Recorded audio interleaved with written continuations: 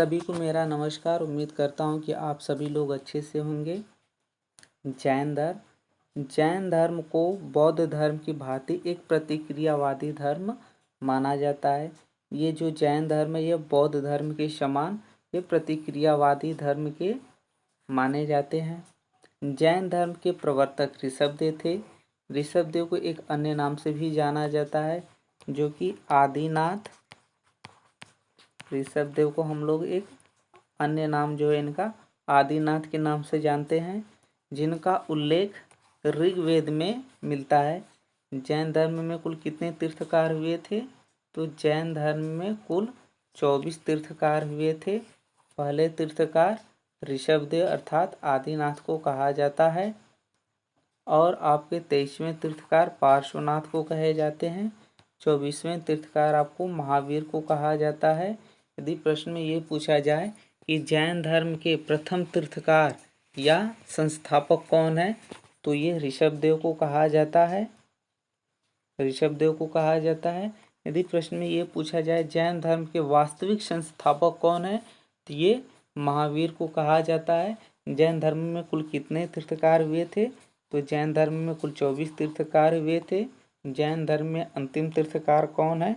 तो महावीर को कहा जाता है। महावीर का जन्म 540 ईसा पूर्व के वैशाली के समीप कुंडा ग्राम के क्षत्रिय परिवार में हुआ था, और महावीर के पिता का नाम सिद्धार्थ था, जो कि कुंडा ग्राम के ज्ञात्रिक क्षत्रिय के प्रधान थे। और इनकी महावीर के माता के क्या नाम था? तो त्रिशला था। और महावीर के बचपन का क्या नाम था? तो ये वर्धमान के नाम से जाने जाते हैं। महावीर का जन्म कब हुआ था? तो 540 ईसा पूर्व में हुआ था। और ये कहाँ पर हुआ था? तो वैशाली के कुंडा ग्राम में हुआ था। महावीर कौन से परिवार से संबंधित है? तो ज्ञात्रिक क्षत्रिय परिवार से संबंधित है। महावीर के पिता का क्या नाम है? तो महावीर के पिता का नाम जो है सिद्धार्थ है। और महावीर की माता के क्या नाम था? तो ये त्रिशला था। महावीर के बचपन का क्या नाम था? महावीर के बचपन का नाम वर्धमान के नाम से हम लोग इनको जानते हैं। महावीर की पत्नी का नाम यदि पूछा जाए तो यशोदा को कहा जाता है। और महावीर की पुत्री का क्या नाम था? तो ये प्रियदर्शना को कहा जाता है। प्रियदर्शना का विवाह जमाली से हुआ था। अर्थात आपसे पूछा जाए कि महावीर के प्रथम अनुयायी कौन है, तो इनके दामाद जमाली को कहा जाता है।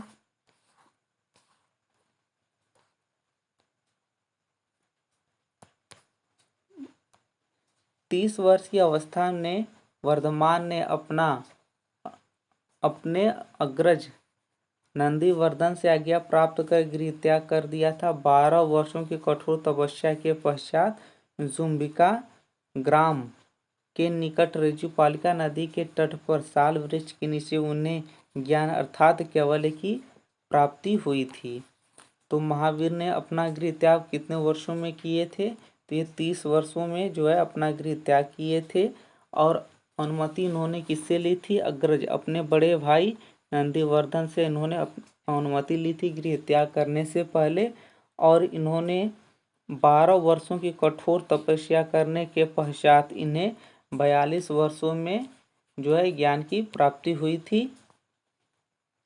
ये कहाँ पर इनको ज्ञान की प्राप्ति हुई थी? तो जो ये जुम्बिका एक ग्राम है, वहाँ उसके आसपास एक नदी पड़ती है ऋजुपालिका।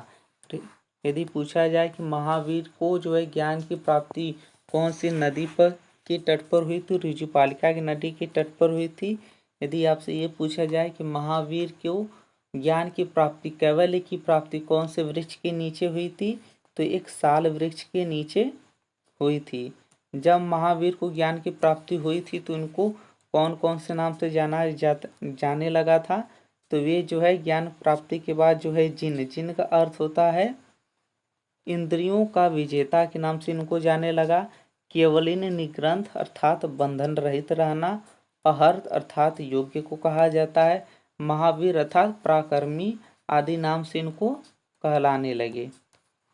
जिनके आधार पर महावीर के अनुयायियों को जैन को कहा जाने लगा था। जैन धर्म में त्रिरत्नों को कहा गया है, जैसे कि बौद्ध धर्म में 3 रत्न होते हैं, बौद्ध धम्म और संघ। ठीक उसी प्रकार जैन धर्म में भी 3 रत्न होते हैं। सम्यक दर्शन, तीर्थकारों को उपदेश में विश्वास, सम्यक ज्ञान, जैन धर्म के सिद्धांतों का ज्ञान, सम्यक चरित्र, अच्छे कार्यों को करने का निर्देश को कहा जाता है। ठीक उसी प्रकार महावीर जो है 24वें तीर्थकार थे, तो ये जो है 23वें तीर्थकार पार्श्वनाथ ने जैन धर्म के 5 महाव्रतों में प्रथम 4 महाव्रत का जो है इन्होंने प्रतिपादित किया था। और जो है 5वां महाव्रत जो है किसके जोड़ा गया था, तो ये जो है 5वां महाव्रत जो है महावीर के द्वारा जोड़ा गया था। 5वां जो है महाव्रत महावीर के द्वारा जोड़ा गया था। आपका हो गया पहला अहिंसा, अर्थात किसी भी प्रकार की हिंसा न करना। दूसरा आपका है सत्य, हमेशा सत्य बोलना। तीसरा है अस्तेय, अर्थात चोरी न करना। चौथा है आपका अपरिग्रह, अर्थात जरूरत से ज़्यादा धन को संचय अथवा इकट्ठा न करना। 5वां आपका है ब्रह्मचार्य, ब्रह्मचार्य का पालन करना। यही महावीर के द्वारा 5वां महाव्रत जोड़ा गया था। कभी कभी ये पूछता जैन धर्म में महावीर ने कौन सा एक धर्म को जोड़ा था इन्होंने, तो ये जो है ब्रह्मचार्य, अर्थात ब्रह्मचार्य का पालन करना। यह किसके द्वारा जोड़ा गया था, तो ये जो है महावीर के द्वारा जोड़ा गया था। गृहस्थ जीवन में रहने वाले जैनियों के लिए एक 5 महाव्रतों में कठोरता में कमी आने के कारण इन्हें अणु व्रत भी कहा जाता है। ये जो है महावीर जो है 5वां धर्म इन्होंने बताया था, तो उसको एक अन्य नाम से भी जानते हैं। तो उसको कौन से नाम से जाना जाता है, तो ये अणु व्रत के नाम से जाना जाता है, जो कि इसमें कठोरता ज़्यादा नहीं थी, इसलिए इसे अणु व्रत के नाम से जाना जाता है। एक होता है सलेखना। सलेखना क्या होता है, सलेखना के अंतर्गत जैन धर्म में निर्जल व निराहार रहकर प्राण त्याग दिया जाता था, जैसे कि मौर्य शासक चंद्रगुप्त ने अपने प्राण का त्याग सलेखना पद्धति के द्वारा ही किया था। कभी कभी ऐसे पूछता है कि चंद्रगुप्त मौर्य ने कि ये जो है इनकी कैसे मृत्यु हो गई थी, इनकी मृत्यु कैसे हुई थी, तो ये जो है उपवास के कारण इनकी मृत्यु हो गई थी। तो ये बताया गया था ये कौन सी पद्धति के द्वारा इनकी मृत्यु हुई थी, कौन सी पद्धति को चंद्रगुप्त मौर्य ने अपनाया था, तो जो है सल्लेखना पद्धति को इन्होंने अपनाया था। जैन धर्म विद्वान हेमचंद्र के ग्रंथ परिशिष्ट पर्वन के अनुसार मगध में 12 वर्ष के भयंकर अकाल के समय भद्रबाहु के नेतृत्व में जैन भिक्षुओं का एक दल कर्नाटक के पास श्रवणबेलगोला चला गया, जबकि दूसरा स्थूलभद्र के नेतृत्व में जैन भिक्षुओं का एक दल मगध में रहकर रुक गया। भद्रबाहु के वापस लौटने पर जैन धर्म 2 भागों में विभाजित हो गया था। एक भाग दल प्रमुख स्थूलभद्र थे, जबकि दूसरा भाग था भद्रबाहु को कहा जाता है। इनको जो है जैन धर्म मुख्यतः 2 भागों में बट गए थे, और जो है इन्हों के बटने के कारण भी आगे आपको हम स्पष्ट करेंगे। वस्त्र पहनने और न पहनने के कारण प्रथम जैन संगीति की गई थी। प्रथम जैन संगीति करने के क्या कारण था, तो जो जैन धर्म के लोग हैं ये नग्न रहा करते थे, तो इन्होंने जो है कि अपने धर्म प्रचार में जो सुधार करने के लिए इन्होंने एक बैठक की। तो कुछ लोगों का मानना था कि नहीं वस्त्र को पहना जाए, कुछ लोगों को मानना था कि नहीं वस्त्र को न पहना जाए, इसलिए इन्होंने प्रथम जैन संगीति की बैठक की थी वस्त्र को लेकर। स्थूलभद्र के नेतृत्व में दिगंबर अर्थात नग्न रहने वालों को कहा जाता है और भिक्षुओं का एक दल बन गया था, जबकि भद्रबाहु के नेतृत्व में श्वेतांबर जो कि श्वेत वस्त्र अर्थात सफ़ेद वस्त्र पहनने वालों का एक दल बन गया था। तो जैन धर्म में 2 भागों में बट गया था, जो कि एक श्वेतांबर होता है, एक दिगंबर को कहा जाता है। दिगंबर लोग जो रहते हैं ये नग्न वस्त्र, ये मतलब ये वस्त्र ही नहीं धारण करते, ये नग्न रहने वालों को कहा जाता है। जो कि स्थूलभद्र के नेतृत्व में किया गया था। और जो है यह भद्रबाहु के नेतृत्व में श्वेतांबर लोग आते हैं जो कि सफ़ेद वस्त्रों को धारण करते हैं। प्रथम जो है जैन संगीति, इसकी अध्यक्षता किसने किया था? तो स्थूलभद्र के द्वारा किया गया था, जो कि ये दिगंबर का रहने वाला दिगंबर को मानता था जैन धर्म में, जो कि नग्न रहा करते थे। इसका आयोजन कहाँ पर किया गया था? तो ये पाटलिपुत्र में किया गया था। जैन धर्म का प्रथम संगीति का आयोजन कहाँ पर किया गया था? तो ये पाटलिपुत्र में किया गया था। ये किसके शासनकाल में की गई थी? तो चंद्रगुप्त मौर्य के शासनकाल में किया गया था। इस संगीति के परिणाम स्वरूप जैन धर्म श्वेतांबर व दिगंबर जैसी जो शाखाओं में बट गए थे। प्रथम संगीति में जो है जैन धर्म का जो है कि ये विभाजन हो गया था। एक हो गए थे श्वेतांबर और दूसरा हो गया था दिगंबर में से ये लोग जो है कि बट गए थे। दूसरी जैन संगीति का आयोजन जो है कि 512 ईसा पूर्व में किया गया था। आयोजन जो है ये भल्लभी गुजरात में किया। इनका जो है आयोजन गुजरात में किया गया था। श्वेतांबर और दिगंबर में अंतर आपको स्पष्ट करते हैं। इस श्वेतांबर और दिगंबर में मुख्य इस प्रकार के अंतर थे। श्वेतांबर समुदाय के मुखिया का स्थूल भद्र को कहे जाते हैं। जो श्वेतांबर का जो ये इसका जो है प्रधान या मुखिया किसे माना जाता है? तो स्थूलभद्र को माना जाता था। जबकि दिगंबर के जो ये नग्न रहा करते थे, वस्त्र को नहीं धारण करते थे, ये भद्रबाहु के इनके मुखिया को माना जाता है। श्वेतांबर के लोग जो है वस्त्र को सफ़ेद वस्त्र को धारण करते थे। दिगंबर में जो है ये लोग नग्न रहा करते थे, ये कोई वस्त्र धारण नहीं करते थे। श्वेतांबर में जो है महावीर स्वामी के विवाहित होने का ये लोग प्रमाण मानते हैं। लेकिन दिगंबर में जो है कि ये महावीर को ये जिन्होंने गृह त्याग करने के पश्चात ये लोग उनको विवाहित नहीं मानते थे। नेक्स्ट है आपका, इनके अनुसार 19वें तीर्थकार मल्लीनाथ जो है स्त्री थी। श्वेतांबर लोग जो थे मल्लीनाथ को ये जो 19वें तीर्थकार माने जाते हैं जैन धर्म के, ये इनको स्त्री माना करते थे। लेकिन इनके मतभेद था इन दोनों लोगों में, श्वेतांबर और दिगंबर में। दिगंबर जो लोग थे ये मल्लीनाथ को जो 19वें तीर्थकार है ये इनकी स्त्री न मानकर बल्कि ये पुरुष माना करते थे। भद्रबाहु ने कल्पसूत्र लिखा है। जो है भद्रबाहु ने, इससे क्वेश्चन आपसे पूछे कि भद्रबाहु ने क्या लिखा है? तो ये जो है कल्पसूत्र किसके द्वारा लिखा गया है? तो भद्रबाहु के द्वारा लिखा गया है। पार्श्वनाथ पहले ऐतिहासिक तीर्थकार माने जाते हैं। पार्श्वनाथ को ये कौन से तीर्थकार माने जाते हैं? पार्श्वनाथ जो है ऐसे पहले ऐतिहासिक तीर्थकार के रूप में माना जाता है।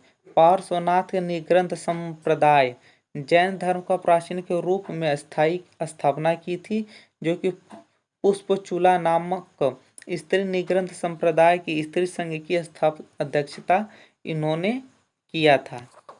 अब आ जाते हैं जैन धर्म और बौद्ध धर्म में अंतर के बारे में। जैन धर्म जो है बौद्ध धर्म की तुलना में सबसे ज़्यादा ये प्राचीन धर्म को माना जाता है। पहले कौन से धर्म में आया था जैन और बौद्ध धर्म में? तो सबसे पहले जो है जैन धर्म आया था। इसके बाद जो है बौद्ध धर्म जैन धर्म के बाद ही आया था। जैन धर्म जो है ये आत्मावादी को मानता था, लेकिन बौद्ध धर्म जो है ये अनात्मावादी में ये जो है विश्वास रखा करते थे। जैन धर्म काया क्लेश पर विश्वास रखता था। जैन धर्म के लोग किस पर विश्वास रखते थे? तो ये जो है काया क्लेश पर विश्वास रखते थे। और बौद्ध धर्म के लोग जो है काया क्लेश पर विश्वास न रखकर बल्कि ये मध्यम मार्गी को इन्होंने अपनाया था। जैन धर्म के लोग बौद्ध धर्म की तुलना में वर्ण पर ज़्यादा जोरदार प्रहार करते थे, जबकि बौद्ध धर्म के लोग जो है बौद्ध धर्म के जो लोग हैं ये बौद्ध के वर्ण व्यवस्था पर क्रांतिकारी के रूप में ये लोग प्रहार किया करते थे। जैन धर्म ज़्यादा अहिंसक था। जैन धर्म जो है बौद्ध धर्म की तुलना में ज़्यादा अहिंसक था, लेकिन बौद्ध धर्म जो है जैन धर्म की तुलना में कम अहिंसक था। जैन शब्द की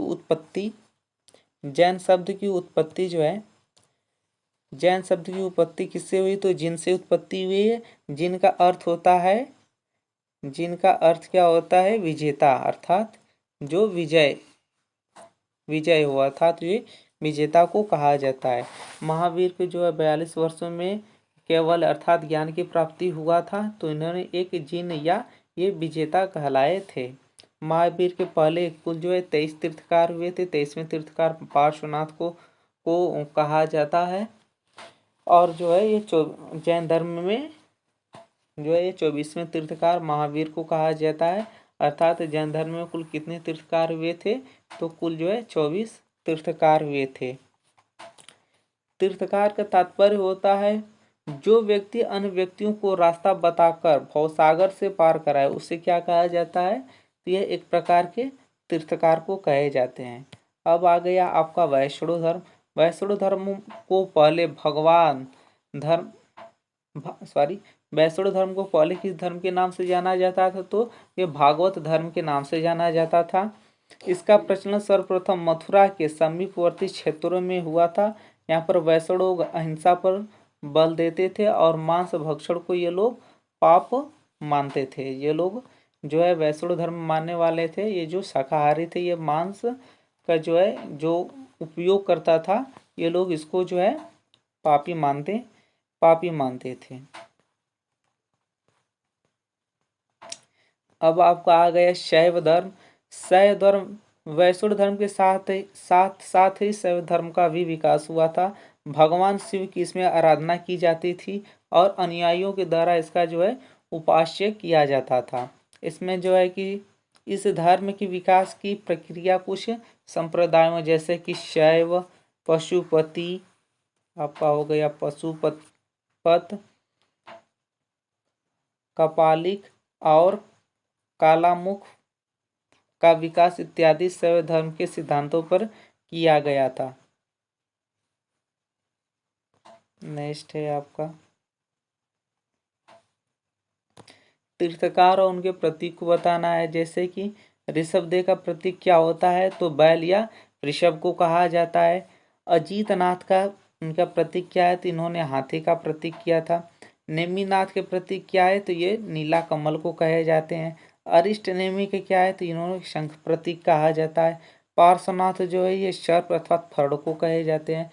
महावीर का प्रतीक क्या है, तो ये सिंह अथवा शेर का प्रतीक कहा जाता है। जैन धर्म और बौद्ध धर्म में भी समानताएं भी थी, तो वो समानताएं कुछ इस प्रकार के हैं। दोनों धर्म जो है अनिश्वरवादी थे, ये लोग जो है ईश्वर को नहीं मानते थे।